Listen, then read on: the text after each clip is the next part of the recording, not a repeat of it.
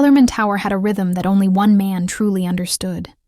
A deep, steady pulse, like the heartbeat of something ancient, patient and irreplaceably alive. Ronan Vale stood at the center of it, hands in his pockets, shoulders slightly hunched as if listening. 19 years of caretaking this hidden machinery. 19 years of coaxing it through mergers, acquisitions, panic deadlines, legal overhauls, and regulatory chaos had given him a peculiar sixth sense.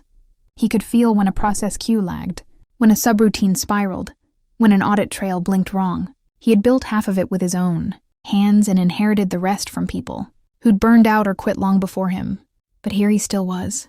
And today, for the first time, he felt something shift. Not in the servers, in the company above them. Oh, Arcturon Dynamics wasn't supposed to ever need someone like Ronan Vale. At least, that was the fantasy the executive suite sold to investors. They branded themselves a lean, modern, fully automated infrastructure ecosystem. But the truth was simpler. Every major compliance backbone, every data retention layer, every audit tunnel, and every risk heat map had been designed and licensed through Northbridge Logic. Ronan's former consulting firm. He still owned the licenses. He still controlled the failover keys. He still had the ability, written in an old, half-forgotten clause, to revoke everything if Arcturon ever breached certain terms. For 19 years they never had. Or maybe they never had the nerve. Until now. Oh, the new director arrived on a Tuesday.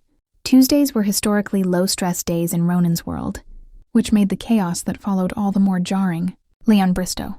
Fresh suit, expensive shoes, and a smugness so sharp it could cut glass. He strutted into the operations floor like he owned it, though he had been with the company a grand total of 4 hours.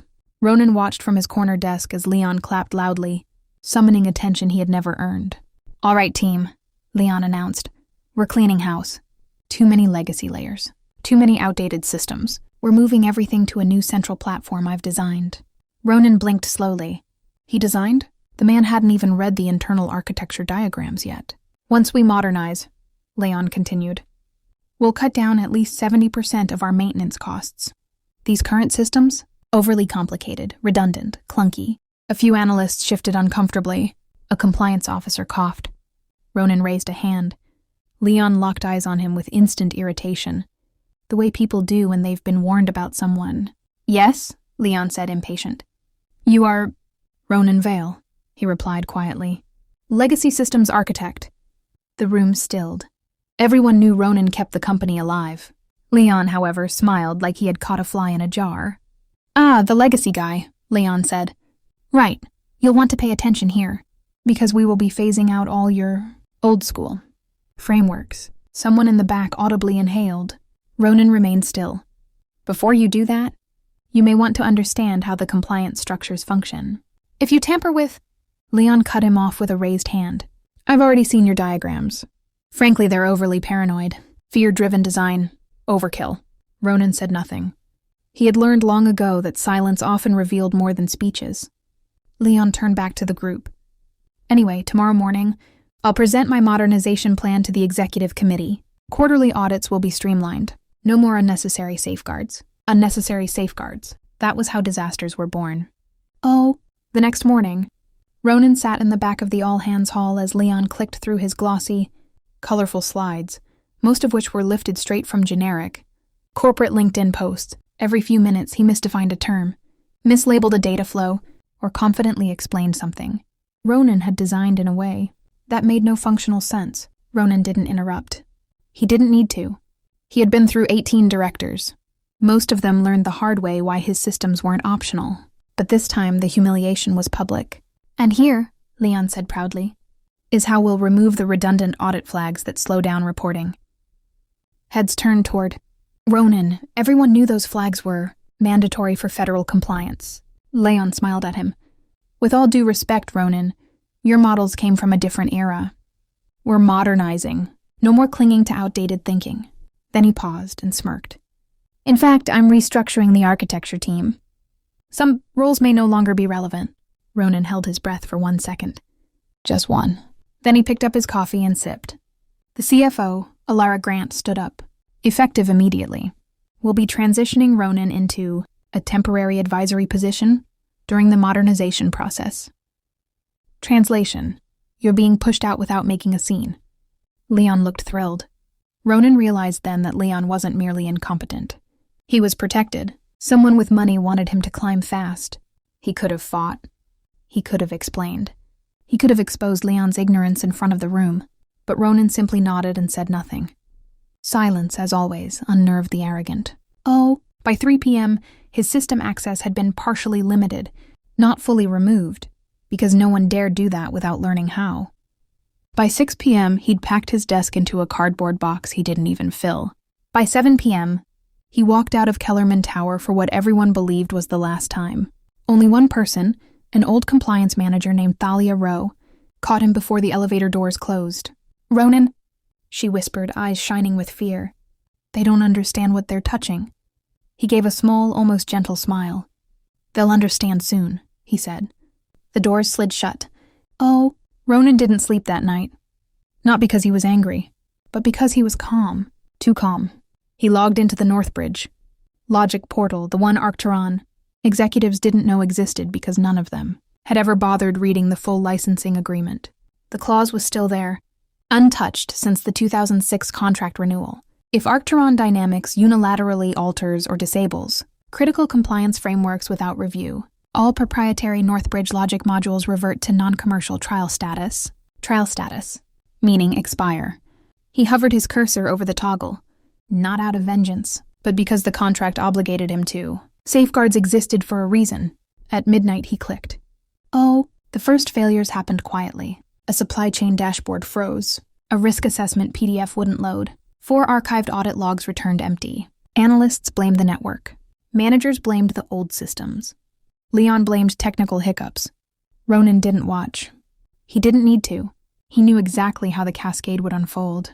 By Wednesday afternoon, one of the automated compliance reports, sent to a regulatory reviewer, returned blank fields. A warning email arrived internally within minutes. By Thursday morning, 6 dashboards failed company-wide. Financial projections errored. Internal controls mismatched. Data lineage maps collapsed. By Friday, the legal department was in full panic. Alara Grant sent 3 emergency memos. Leon blamed a rogue legacy process. The COO shouted loud enough that someone heard him 2 floors down. And Ronan? He was at home, making tea, watching the rain, letting Arcturon Dynamics crumble under the weight of its own arrogance. Not because he wanted revenge, but because they broke a structure without understanding what held it upright. Actions have consequences. Friday night, the board called an emergency meeting at the executive suite. It lasted 4 hours. Tempers flared. Voices cracked. Leon insisted everything was under control. Then, in the middle of his speech, the investor reporting portal crashed. Live. One of the board members openly swore. Another asked if the company was facing federal review risks. That word, federal, hung in the air like toxic gas. Legal explained that losing audit trails wasn't simply inconvenient. It was a potential breach of national reporting regulations. Arcturon could be fined, audited, or sued. Someone asked, "Where is our systems architect?" Silence. Someone else whispered, "He's gone." Another voice said, "Bring him back." Leon's jaw tightened. The CFO said nothing, but her eyes flickered with dread. Saturday morning, Ronan's phone vibrated for the 12th time. He didn't answer any of the earlier calls. He didn't answer this one either. He set the phone down and watched the steam drift from his mug. They weren't calling because they respected him. They were calling because they finally recognized the leverage they had thrown away. And Ronan Vale had never needed to speak to have power. Power simply returned to him, whenever the unwise forgot where the foundations were buried. He turned off the phone. Let them sweat a little longer. But Saturday evening, an unexpected message arrived through the private Northbridge Logic Vendor Portal. Request for urgent meeting. Sender, Arcturon Dynamics, Legal Division. Subject, reinstatement of vendor partnership. Status, critical. Ronan raised an eyebrow. They weren't just calling him back. They were reinstating Northbridge.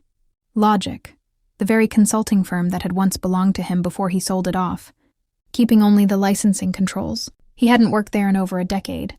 Yet his signature was still required for all reinstatements. He leaned back and let out a slow breath. They were desperate enough to dig into contracts they had ignored for 19 years. Desperate enough to crawl back to a forgotten clause. Desperate enough to bring him back quietly, without public acknowledgement, because admitting the truth publicly would destroy Leon and humiliate half the executives. He folded his hands. They needed him, but he didn't need them.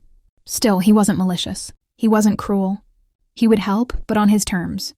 And that realization, that he now held total, undeniable control, brought him something he hadn't felt in years. Peace. Oh, on Sunday morning he finally responded. Not through email, not through phone, through the same vendor portal they had never bothered to read. I am available. Send contract terms for review, RV. Oh, 2 hours later, he walked into the Kellerman Tower again. Not as an employee, not as someone who could be dismissed, mocked, or undermined. He walked in as the last piece of stability the company had left. A vendor, a consultant, a man whose silence had cost them millions in risk exposure, shattered their illusions, and forced them to confront the truth. They had never owned their systems. They had borrowed them from him, and in trying to embarrass him, they had only exposed their own ignorance. As he stepped into the executive conference room, the faces around the table shifted, from arrogance to fear to something resembling respect. Leon was pale. "Ronan," he stammered, "good to see you." We're glad you came. We need your help with—" Ronan raised a hand, softly, calmly, and Leon fell silent. "Let's begin," Ronan said. Nothing more. He didn't need dramatic speeches. He wasn't here for revenge. The consequences had already arrived on their own. He simply sat down, opened his laptop, and began reviewing the damage. Not for them. Not for the company. For closure. Because some endings don't need noise. Some endings only need clarity. And Ronan Vale had always preferred quiet victories. Ronan Vale sat at the polished obsidian conference table as the executives of Arctron Dynamics fidgeted like children awaiting a verdict. A dozen high-ranking leaders, people who rarely looked at anyone below senior, vice president, now stared at him as if he held the oxygen supply to the building. In a way, he did. He clicked open a diagnostic panel on his laptop. Lines of red errors scrolled endlessly. To the untrained eye, it looked like chaos. To him, it looked like inevitability. The CFO, Alara Grant, leaned forward. Her composure had cracks in it now, hair slightly out of place, voice less polished, eyes darting to Leon as if afraid he might speak again without permission. "Ronan," she began, "can you restore the systems?" "Yes," Ronan replied calmly. A collective exhale swept across the room. "But," he added, and just like that, the oxygen vanished again. "But we need to discuss the terms," he finished. Alara nodded stiffly. "Of course. Whatever your consulting rate is, we can—" "It's not about the rate." He didn't raise his voice. He didn't need to. He simply stared at Leon, the man who smirked through his humiliation, dismissed decades of expertise, and tried to dismantle what he didn't understand. Leon swallowed hard. The board chair finally spoke. "Director Bristow, please step outside." Leon stared at them, stunned. "Are you firing me?" "We are relieving you while we resolve this crisis," the chair said. Temporarily. But everyone knew what it really meant. Leon left without another word. The door clicked shut. The room exhaled. Alara turned to Ronan. "We'll draft the statement." Ronan nodded. Good. It wasn't revenge. It was accountability. And accountability was overdue. For the next 3 days, Ronan worked like a surgeon repairing broken bones that others had shattered. He rebuilt data tunnels, restored retention logic, reinitialized dormant backups, and reconnected compliance endpoints that had been severed during Leon's reckless modifications. Executives who once never acknowledged him now brought him water, meals, and nervous updates. Compliance officers whispered thanks when he passed. Analysts watched him like he was performing sorcery, but Ronan didn't. Revel in their awe. He wasn't here to show off. He was here to close a chapter. Late one evening, Alara approached him with a folder. "The statement," she said softly. He read it carefully. Then he nodded. It didn't blame Leon alone. It highlighted systemic arrogance. It emphasized the value of experienced infrastructure oversight. It acknowledged the breach of contractual safeguards. And most importantly, it was accurate. "Thank you," Ronan said. Alara's expression softened. "We should have listened to you." "I know," he replied. Then he returned to his work. By the end of the 4th day, the system stabilized. On the 5th day, all dashboards returned. Audit trails recovered. Investor portals cleared their errors. And the federal risk flags, briefly triggered, reverted to normal status. The nightmare was over. Arcturon Dynamics was functional again. Ronan closed the last diagnostic window. He leaned back in his chair and exhaled. The board gathered one final time that week, this time with a very different energy. The COO spoke first. Ronan, we'd like to propose a permanent role, full control of system governance, any salary you want. No, Ronan said gently. Alara frowned. No, I'm not returning, he said. I've done what I came to do. The room fell into stunned silence. But, the COO began. Ronan raised a hand. This chapter is done for me. It's time for something new. Alara hesitated. Are you retiring? No, Ronan said, moving forward. The board chair nodded slowly, as if finally understanding. Then what do you need from us? Ronan slid a small envelope across the table. My termination paperwork, he said. Processed cleanly, with all acknowledgments of service included. We'll sign it, the chair replied without hesitation. There was no fight, no resistance, only acceptance. He walked out of the Kellerman Tower for the last time on a quiet afternoon, sunlight glinting against the mirrored windows behind him. He didn't look back. He didn't need to. He drove home, opened his garage, and climbed the wooden steps to the small loft where he stored old hardware and prototypes from his consulting days. On a dusty workbench sat a small metal tin. Inside it, 6 silver access keys, Northbridge Logic Gate tokens, emergency override modules, everything the company once depended on. His leverage, his legacy, his burden. He sat down, held them one by one, remembered the years he had spent keeping things running while being unseen, unheard, unrecognized. Then he reached for the small brass lighter he kept in his drawer, a gift from an engineer he mentored long ago. He flicked it once. The flame was steady. He lit a piece of paper first, a copy of the outdated contract clause that had given him all his power. It curled, blackened, and turned to ash. Then he set the flame to the access keys, one at a time. They sizzled, popped, melted at the edges. He watched silently. No anger, no regret, just release. He wasn't burning revenge. He was burning weight. When the last key dissolved into warped, molten fragments, he closed the tin, exhaled, and finally, after 19 long years, felt free. The next morning, he woke to 27 new emails.